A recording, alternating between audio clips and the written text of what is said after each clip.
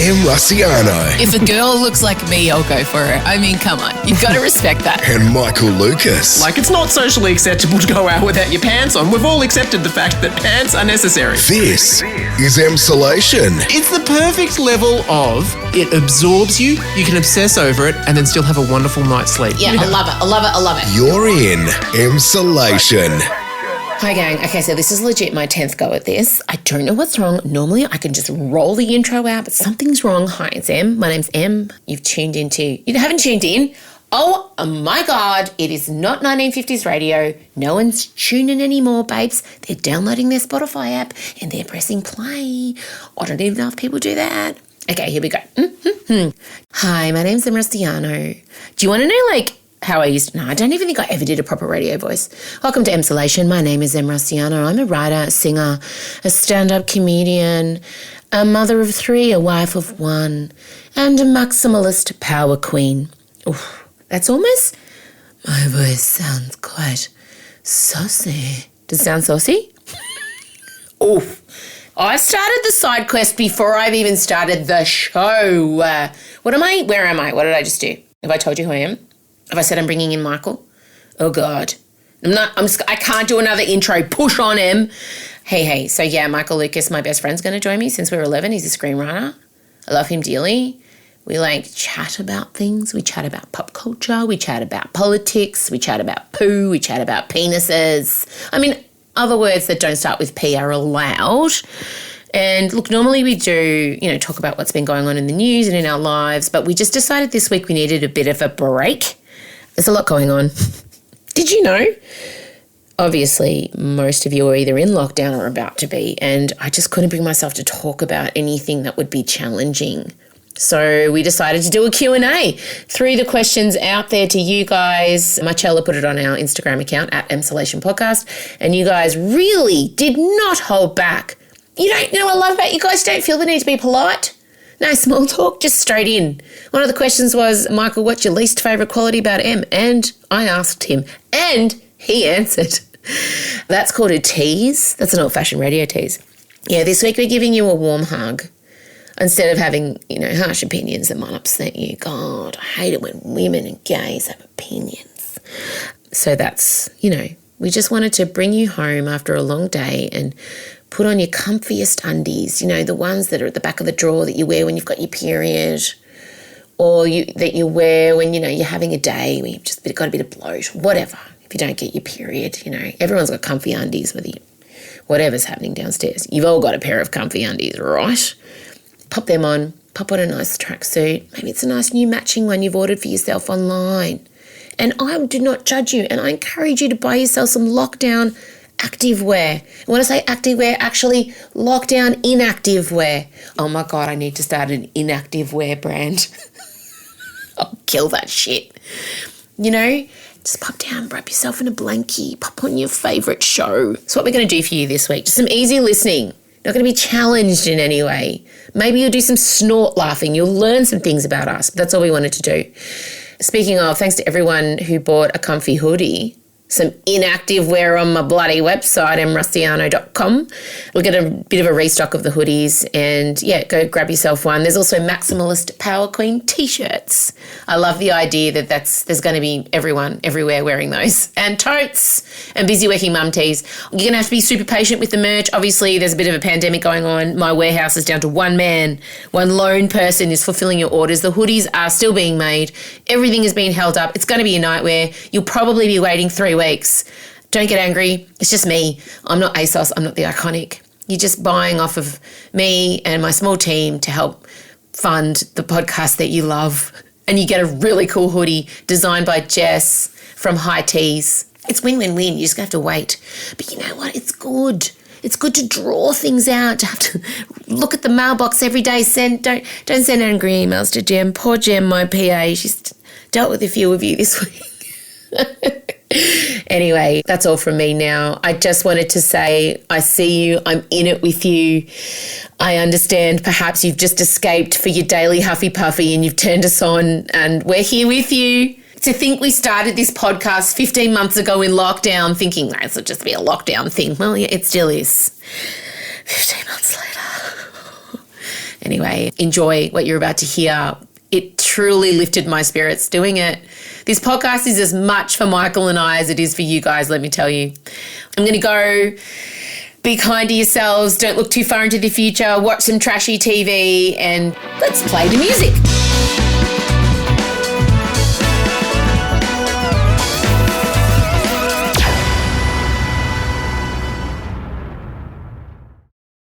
M. Rusciano and Michael Lucas. This is Emsolation. Okay. Well, as I take a sip of my nighttime tequila. Is that your wind down drink now? Is that where we're at? Yeah. Tequila is basically the only alcohol I can drink now that doesn't make me really sad, and I can only have just a snifter, just a whiff, just a sprinkling, a hint. Like, I've got this massive bottle of Patron because I'm Cardi B. Yeah. And it's like the best one because I only have a snifter, a whiff, a hint, a slither. Tequila is what the CrossFit sanctioned alcohol.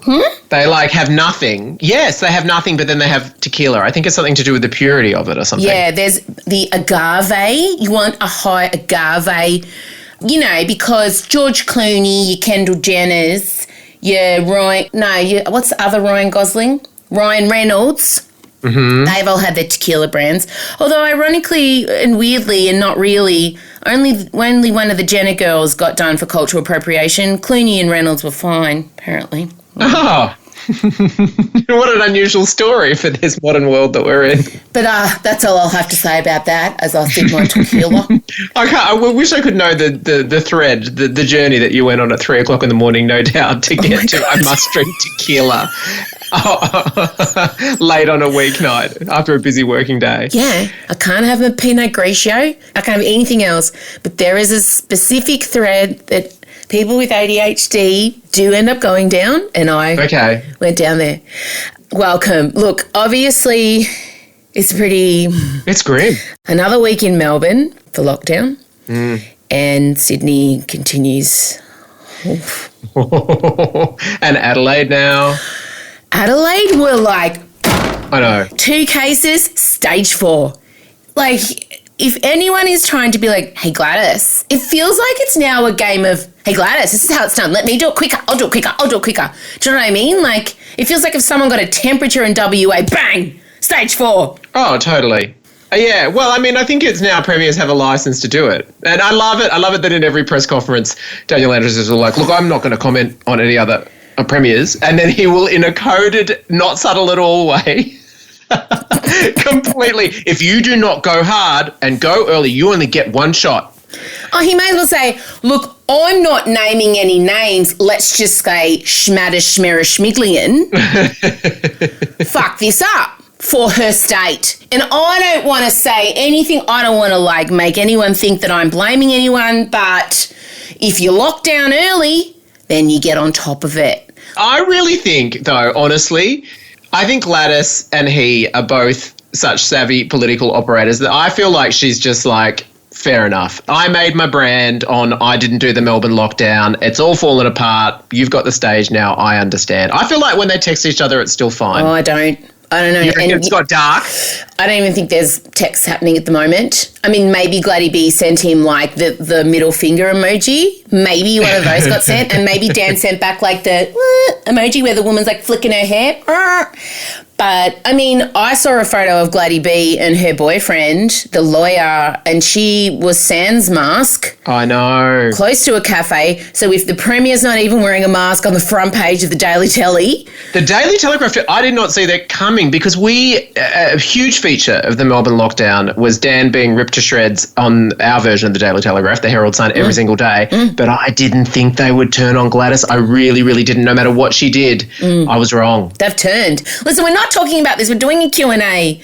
It's really taken a turn. We can't find the fun. We can't. There's no fun. Even the joy of watching Kerry Chan has started to ebb away. Well, I just feel the tiredness now. They're all tired. We're tired. I'm tired. Everyone listening. Poor Adelaide have entered the chat. It's their first time. Hello, Adelaide. It's shit. And, a lot of the questions people asked us were, how do we survive lockdown? And, no answer here. You distract yourself. You have to. You have to. And you can't look past the day in front of you. That's where you fall over. So a lot of people asked us to talk about Britney, and I just said to you, I don't have the emotional bandwidth right now to unpack what's been going on with Britney, to unpack COVID, to talk about anything. The Olympics, why the fuck are the Olympics going ahead? Like, it's too much. So what I will say about Britney before we get to the questions, and the questions are spicy, guys. Hot and spicy. Don't worry about that. They're fucking spicy. Spicy. I'm going to take a tip of my Sequila. Oh, my God. The tone of this podcast has really changed over the past few weeks. I think this lockdown's been the one. I think if you went back and measured it, you could see where we broke. Oh, I'm broken. But I think if we were pretending not to be broken, it would piss the listeners off. Yeah. I think if we had some weird false negativity, relentless positivity, people would just be like, just go away. Like, we are among them. But we will lift you up in our own dark way. But what I will say about Britney is she's not okay. And what we're not seeing is a woman freed, able to hire her own lawyer, access her Instagram password and her car and her FPOS cards, and come out this totally well-freed gazelle. To me, I'm worried where this is heading, and I don't want to make statements about it. I support her. I hope she's okay. I hope she gets some good people around her. But I want to go on the record as saying that I'm worried. Oh, also just on the level of how do you recover from what she's been through for that sort of treatment for so long from your family, being forced into all this sort of treatment and God knows what else. That's going to take some unpacking. Yes. So I'm going to wait for that to happen before I pass any judgment. But what we're going to move to now is when I tried to research today's show this afternoon, I thought, oh my God, we'll just have to do a Q&A. You guys were like on it. All the listeners were straight in. And the questions, there's no lube. Everyone came in dry, no courtesy fingers, straight in. Sorry. I love that I can still make you laugh. No courtesy fingers. You're a gay man. You understand that reference? I do. It's just a little tap, tap, tap. Yeah. Tap, tap, tap. Tappity tap. I don't know what finger you prefer. Our friendship isn't that deep. I mean, I could ask. I wouldn't feel weird about it. Tappity tap. Tap, tap, tap, tap, tap. Liam will be making a video of this. It's my courtesy finger. Tap, tap, tap, tap, tap. All right. Do you want to go first or should I? Do you want to ask me the questions? Yeah. Okay. Our first question comes from Andrea. Mm-hmm. No last name supplied. Probably there was, I don't know, but they're anonymous now. Mm-hmm. How are you feeling months after your ADHD diagnosis? Sorry. I mean, if we're taking it from right now, there's a lot going on. Overall, much better mentally. Yeah. So, everyone, this could be so much worse. And it really could. No, I would absolutely agree. Well, what have you noticed as the person closest to me, and that includes my husband? I've noticed that it feels like you're less likely to get unmoored, if that makes sense. Yeah, like it feels like you're more tethered to good things and maybe a little bit more able to take joy. Yes. If that's possible. Even at the moment. No, totally. You're still having quality LEO moments. Yes. You know. Yes. It's actually, I feel like a different person, but I feel like I've finally kind of started to become the person I always knew was there, as twee as this sounds. And I would claw at her and scratch at her and get glimpses of her, and then she'd fall through my fingers again. And I feel like now I've got a firm grip on her shoulders and I'm learning her ways. And it's weird in the way it's manifesting. I don't feel the need to post on social media as much. I don't know. I realised therapy once a week that I would go there, and I knew this, for external validation or just to be bolstered or to kind of put a version out there of myself that I don't think was exactly right. It was just a version, and there's so many versions of me out there that they all got mixed up and confused. So that's been a strange one for me, is that I don't need to document everything and post it all the time and relentlessly entertain myself and make little videos and things. And it has been noticed by a lot of people. But it's not because anything bad's going on. It's, in fact, the opposite. I'm feeling a bit more safe and strong within myself. Yeah, it feels like you used to run on a treadmill until you fell off and crashed. Whereas now you've got the ability to slow down the treadmill and go for a nice, comfortable dismount. Pretty much. Do some stretches. Yeah, do some stretches, I still get these like intense periods of sadness. But other than that, I'm much better. I mean, it's the best thing I've ever done for myself is get the ADHD diagnosis and get on the program of therapy and meds and daily exercise and all this shit Gwyneth Paltrow has told us. I mean, I haven't shoved a jade egg up my vagina yet, but never say never. No, I'm good. I mean... Depends how low on content we get. Imagine. Depends if we go into lockdown, if we're still in lockdown in September and we don't want to talk about it anymore, we'll be ordering that jade egg, don't you worry. Whatever, candles that smell like vagine, whatever. I think the biggest thing that I've taken away from the therapy though, and I think this might help people, is because of the way my brain was wired, I tended to just keep looking to the future and looking to what was coming next because I was constantly in need of stimulation. And now I'm able to just kind of be in moments of happiness and appreciate them and see them rather than like, I need to get to happy as a destination. I need to own this and do this and achieve this in my career. And then I can finally exhale and go, yes, you're happy. And now I'll be like sitting with Elio in the sun and one of the dogs will come over and I say out loud, this is a moment of happiness that I will be in. And I know it's gross and but it works. Thank God, because the pandemic makes it impossible to plan for anything anyway, so it's good that you can take those moments. God knows what lockdown 5 would look like. Anyway. And now what happens? Do you ask me one or I ask you one? I'll ask you. I don't have the email in front of me. Wait.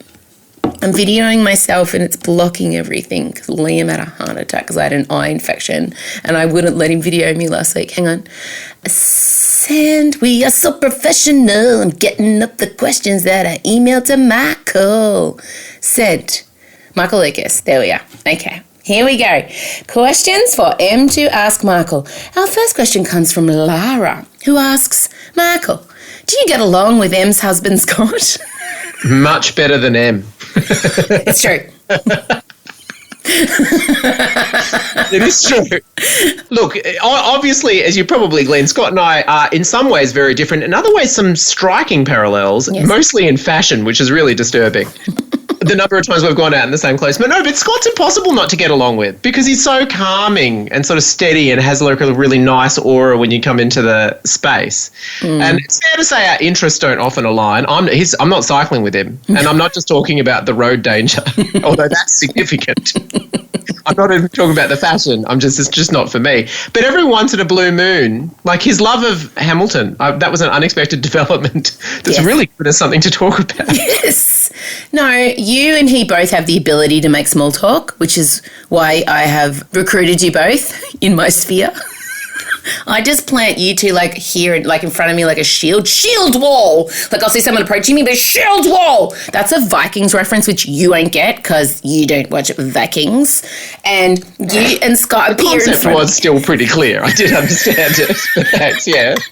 I don't know. You might have thought I was talking about like a panty shield or something. Who knows what you gays think? So like, it was such a mystery to you, Em. Like you don't have the exact same psychology. Oh, yeah, I would have assumed panty shield if I didn't watch Vikings 100%. That's why I said it. And you're great. You're just there. I asked him, actually, before we recorded this, I asked him, because someone else asked, is Scott jealous of your relationship with Michael? And I said to him, are you jealous of my relationship with Michael? I think he would say relieved. Yeah, he did. He's like, nah. And here's the most Scott answer you'll ever get. I said, why aren't you jealous? He said, because Michael gives you something I could never give you, nor do I want to give you. Now I'm going for a ride. And I'm going to say that works vice versa very, very strongly. The same sentence could absolutely, I can assure you, I'm not going to provide what Scott provides. Even then. Although I would have liked to have fathered a child, but it wouldn't have happened through natural conception, I can tell you that. Well, people are going to watch your new fucking show and assume that you and I had some kind of relationship. They are. I know, it's true. What have you done to us? All right, next question.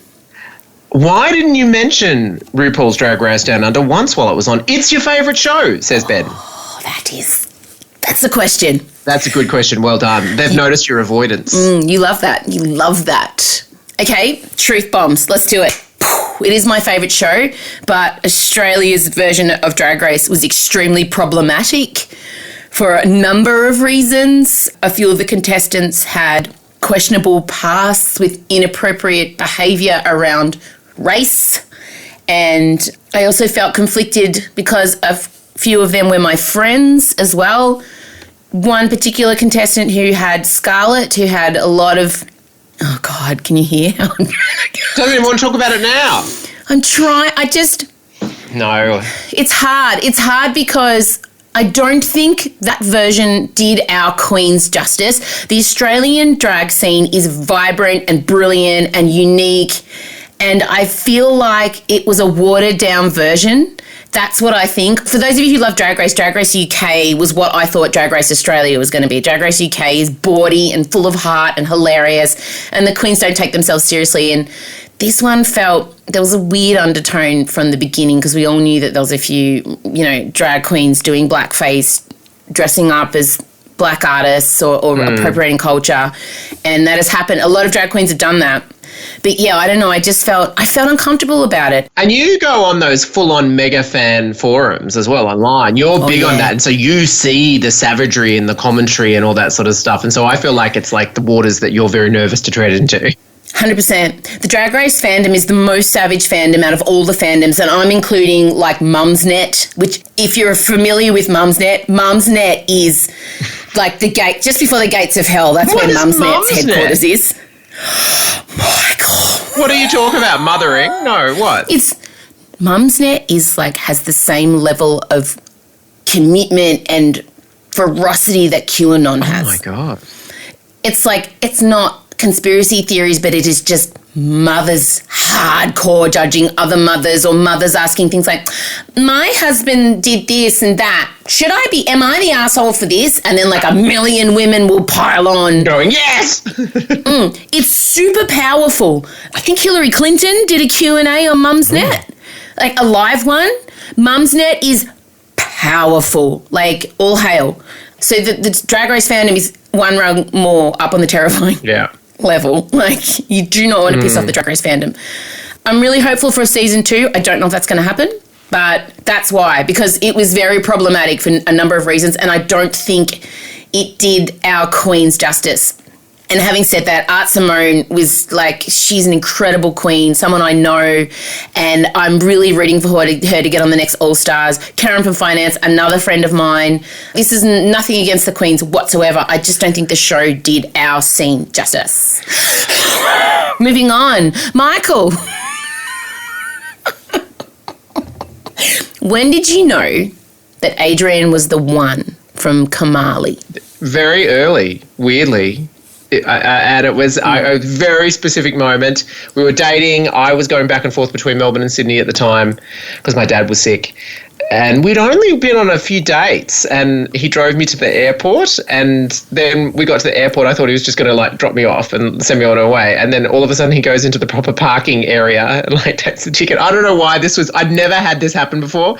And then I'm like, oh, you don't have to. Oh, okay, you're going to help me check in. He goes, no, I'll come sit at the gate with you. And he walked all the way to the gate, and we sat there, and it was a really quiet little terminal because I think I was on the cheap ass late flight out, and we were just sort of sitting there holding hands. Just want to interject. Michael is notoriously cheap when it comes to flying. Well, I had no money at the time as well. Let's keep this in mind. This is pre-offspring and everything. I was very poor. Right. And we were just sitting there. And it was so early in our relationship, we had not discussed our feelings on Madonna. And for some reason she came up, and it was around the hard candy era. And I was a bit like, oh yeah, I know. I like her. Like, I was completely betrayed Madonna. I said, I like her. I don't know whether the best, maybe the best years are behind. And Adrienne came in so quick with, no, she will be forever.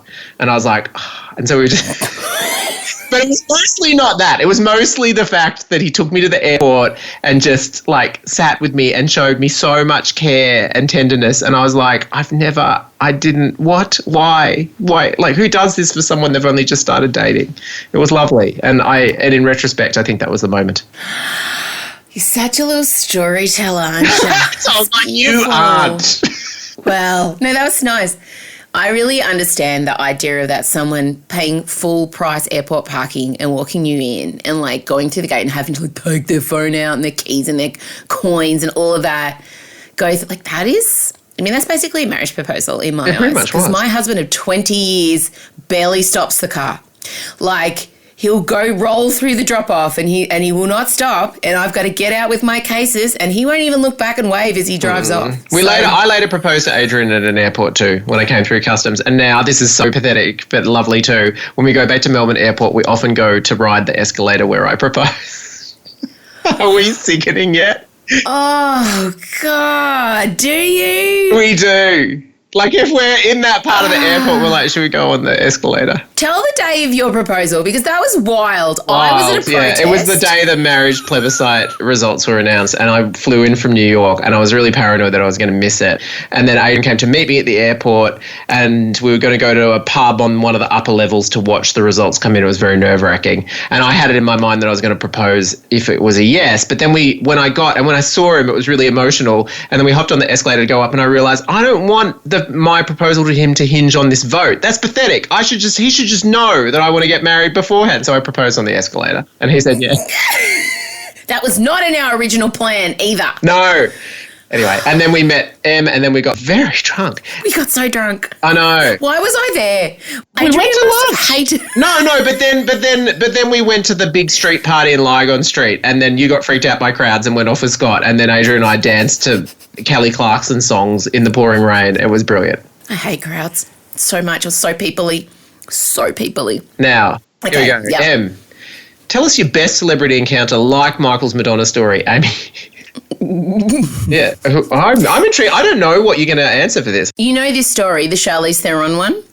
Oh, hang on. Is this radio? Yeah, I think I do. Yeah. Okay, Yeah. so I had come off Australian Idol, literally straight into a job in radio, never, ever even, I didn't even listen to the radio, I'd never been in a studio, nothing. I'd been in the job 4 weeks, and Charlize Theron was on a junket, I don't know which film it was, maybe Monster, I don't know.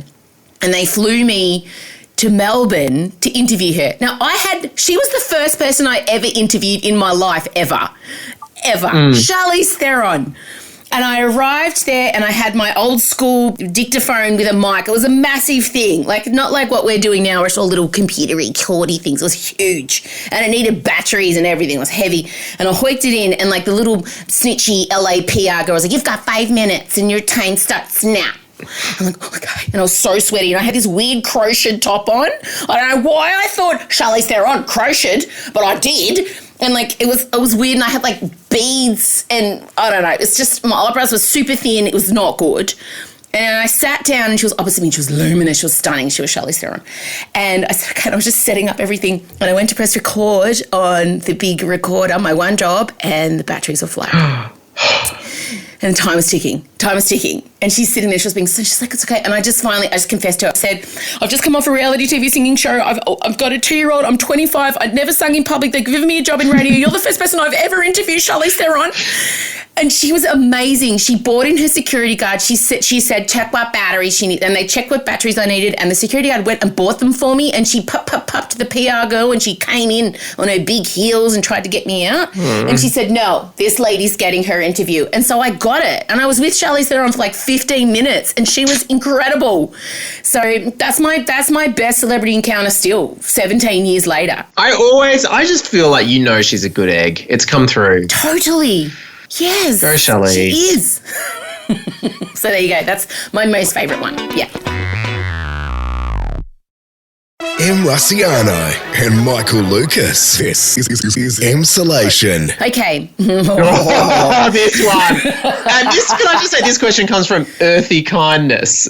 I laughed so hard. I beg to question whether that is their intent. This was the spiciest question from Earthy Kindness. Okay, Michael, what is your favourite and least favourite quality of M's? Favourite is very, very easy and instant to answer, and that is just general passion.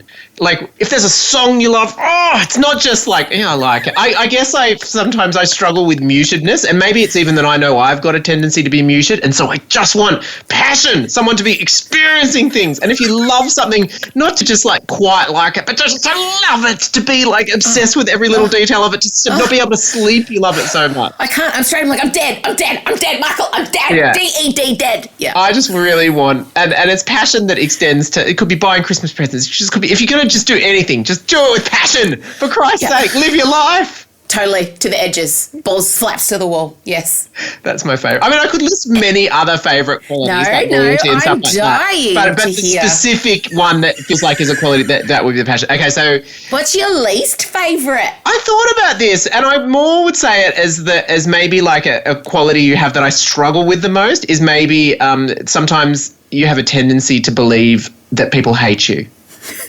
And I always struggle with it because often I'm oblivious to it, or I'm like, what? Or I disagree. Or it's just a combination of, but that must be really painful if you believe that you're hated or something like that. That would be the one that I struggle most. But it might be that I struggle with it because I'm just like wandering in this oblivious world where I don't pick up cues, which is highly likely. But that's the trickiest thing. That's always the trickiest thing is Emma might feel that she's hated by someone, especially if it's someone that I know. And I don't know. I never know how to deal with it properly. No, you never do. I think our only semi-quasi argument has been over one particular person we both know who I know hates me and have been told multiple times hates me. And you're like, no, she's never said that to me. Like, of course she hasn't. Well, that's true. Okay, well, anyway. You're so uncomfortable. I'm so uncomfortable. If you can see me now, I find it really uncomfortable. I just know you. I know you're uncomfortable. Anyway, all right, let's go. Now we're out to you. Oh, here we go. Well, earthy kindness, she struck again. Favourite and least favourite quality of Michael's? Oh, gosh. Favourite quality of Michael's is he's there. He leans in, he fills the space, he holds the space. He's so reliable. And he always matches me. Like, I never feel disappointed by Michael's enthusiasm or reaction to things or his support. If I ask for something, he does it. Like, he never, like, he's so fucking reliable. No, but for an anxious person who does think everyone hates them, to have a constant solid, you know, I've married someone who's a constant solid. My best friend is a constant solid. So I think for me is that you're a very solid person in my life. Like, and my favorite quality in you is that you know how to be that person. You are that person. I don't even know, what would you even call that as a quality? I don't know. It's not dependable makes it sound like you're a dog. You've got integrity. Your integrity I'm a rock. is my favorite quality. I don't know. You're an integritous rock. Is integritous a word? It is now. I don't know. I have so many, everything about Michael. Like, honestly, we're ridiculous. There's not much we ever disagree on. My least favourite quality on that note, though, Michael tends to view everything with rose-coloured glasses. It's true. He's fucking oblivious to shit, as he just admitted. But this past week we've been debating about whether the lockdown will go on in Melbourne, and there's been a lot of rose-tinted glasses that I've been looking through, and I really held out. I was like, no, we're going to be out of this. We're going to be out of this. Yeah. Mike, if I had to actually quantify it down, my least favourite quality of Michael is he sees the good in everyone to his own detriment. I'll take it. If that's my It is. It's infuriating, and he's a massive tight ass. But other than that... Not in terms of, like, gift giving and things like that. Oh, no, you're an amazing gift giver. In terms of, yes, I'm not the one to go on a big splashy holiday, and I don't buy clothes. You do not. Your husband can attest to that. I need to. No, you're very generous with gifts and friends and loaning money and all that. But, yeah, your need and desire to see the best in people to your own detriment, to your own, like... exhaustion. Yeah. It's just annoying. Michael lets people walk all over him. He doesn't like the idea of people thinking badly of him, basically. So, his worst qualities is too nice. We are so disgusting. We are so disgusting. Okay. Do you have a favourite episode out of all the shows you've written? Well, weirdly, I don't have like one favourite episode, but I always can tell you the favourite episode of one particular show, but I can't really, like, I can instantly tell, like, my favourite Offspring episode is the Drunk Nina episode. It's my favourite. It's not even really a competition. That's instantly my favourite. My favourite Wentworth episode is Plan B, where the freak tries to kill B. My favourite Five Bedrooms episode is in season 2, which hasn't even come out yet, but it's an episode that will require a lot of tissues. That's all I'll say. So I can always think of the one for the show, but I can't compare them to each other because they're so, you know. Now, I just want to give you a little subtext to that. He won't do that because he doesn't want to piss off any of the actors or actresses in those episodes, or the other writers, or the directors, or the producers. He doesn't want to play favourites because he doesn't want to upset people. No, I understand drawing that conclusion, and maybe that's happening subconsciously. But in all honesty, though, I don't know that I could. And it's also not likely to be one from the past, because I find that even things I wrote, like I struggle to even watch Offspring now because I'm like, oh, Michael, too much dialogue. What are you doing? What's happening here? It's an episode of Dawson's Creek. Yeah, like it feels old-fashioned to me now, even though it's not that old. No. But you know, it's a while ago. But always in a show, I know my favourite episode that I've written. What's your favourite episode in Newsreader that's coming up, guys? I can't. Well, I mean, I can't. It's the penultimate. It's the 5.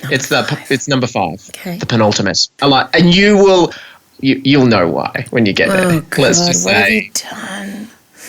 It's nothing. It's not so much delving into our personal history. It's more going into territory that would relate to our parents' professions in the 80s. Oh, that I've read. yeah, I know the one you mean. Why it's my favourite. Yeah, okay. All right, here we go. Yep. And this is the last question. Comes from Terry. And well done, Terry, because you know I would never risk asking this. Your favourite Royal M, who is it? Fergie. Yeah, I knew that. Fergie. Closely followed by Liz. They're the only two royals I'll tolerate. Fergie and Liz. Oh, you would have tolerated Die in the Day. Oh, God, yes. I mean, God rest her soul. Rest in peace, Di. She's my favourite all time, but not living. Rest in peace, God rest her soul. Fergie. Fergie, for me, is the ultimate royal. She gives you everything you want. She keeps giving. She keeps getting better. She's just coming into her own right now. She's stunning. She's amazing. She's bonkers. She's happy to be invited to shit. And she doesn't even hide that fact. She rocks up with a big wave with sweat patches in her silk gown. She loves her daughters. Like, she had a toe-sucking controversy. Like, tick, tick, tick. There's a lot to love. I mean, is she an apologist for a husband who might be... Don't sell it. She's not her husband. Ex-husband, divorced, gone. I think she was together with him when that was all happening. Okay, next. Pivot back hard. And in fact, this is the perfect question to do it. Oh, okay, you ready? Yeah. This is good. I'd like to know the answer to this, actually. Eleanor asks, I've never actually had the flaps to ask him this question. Are you ever going to write M her own TV show? I'm seeing something like Fleabag, but a musical. Elena, you're a genius, first of all. I would say that is a very good pitch. Are you ever going to write M her own TV show? Or maybe even write a TV show with M? I think that's the subtext there. Yeah, there are two different distinct options, but I think if I was going to write a TV show, it would never be that I just write a show and then give it to you to perform with. Let's just say M would be writing it too. There's no question about that. And I think if you've been like watching my work, I really do want to write a musical. Like it's not in me in terms of talent to actually compose songs. That's not in me. No, you're a good lyricist. You can do lyrics. Well, yeah, and every show almost, like I wrote Nina's rap in Offspring, and in Newsreader I had to write a children's choir song for Halley's Comet, and I really want to write a musical, and I promise that chocolate craving will one day be fulfilled with Amelia. Thank you. Probably behind the scenes and in front of the camera. Correct. It's going to happen. In terms of musicals, there really hasn't been an Australian TV series musical. It hasn't been cracked yet.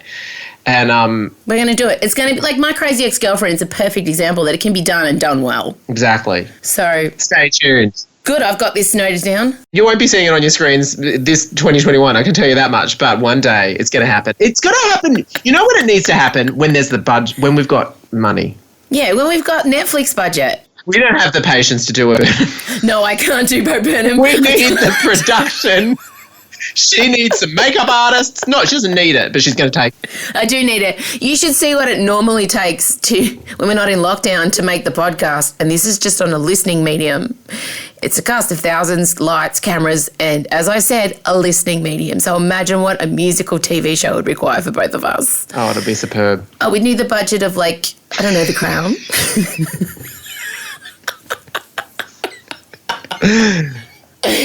All right. any parting words? Because my computer's on 5% and I can't be fucked going to get the charger. No, I can't believe it's taken us this long to do this episode. Yeah. No, it's good. We're chatting. I think this should just run the show. They should just tell us what to talk about every single time. Yeah, it's fun. It's fun. I didn't have to look up any facts or get nervous. I mean, I'm going to be nervous about the Drag Race chat, but what are you doing in lockdown? You're frantically getting which TV show ready? 5 bedrooms. 5 bedrooms, but yeah, no. And obviously today we did have exemption applications in for some Sydney cast, and let's just say Dan was pretty clear that will not be happening. Yeah, they just turned up urine soaked, pretty much. So that's what happened to those exemptions. I'm so sorry.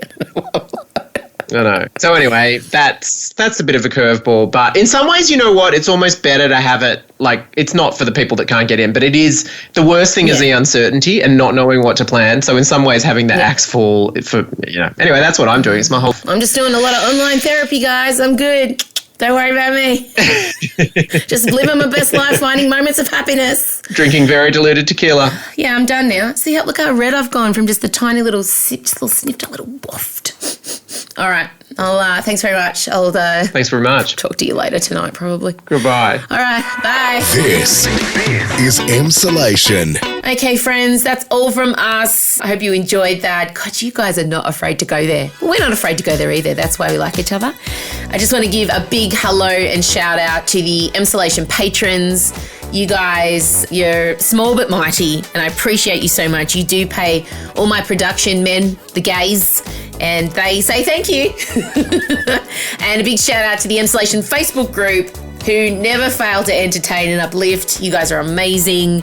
And don't forget, if you want to see us live, fingers crossed, live things are happening in November, you can see Michael, Marcella and I performing at Emsolation in the flesh, all the wheezing laughter you want at the Great Australian Podcast Festival. Information at livenation.com. And that's all I have. That's all the whoring I have for you. Thanks for being here. Be kind, be gentle to yourselves. Just laughing. I don't know why I'm delirious. Thanks for being here, legends. We'll chat to you next week. We'll be here, don't worry. Don't you even worry. I got you. We've got you. Bye. Emsolation with Em Rossiano is a Spotify exclusive podcast hosted by Em Rossiano with Michael Lucas. Executive produced by Benjamin Wasley. Produced by Em Rossiano. Edited by Mark Davila. With videos by Liam O'Bree. Socials by Marcella Rossiano Barrow. With assistance from Jim Evans and Georgia Watts. And occasional technical trickery and wizardry from Em's dad Vincy. Get more from Emsolation with Em Rossiano by following Emsolation Podcast on Instagram. You can also join our secret club by joining our Facebook group at Emsolation. And make sure you're following us on the Spotify app. We of course hope you enjoyed this week's episode, and we'll chat with you again soon.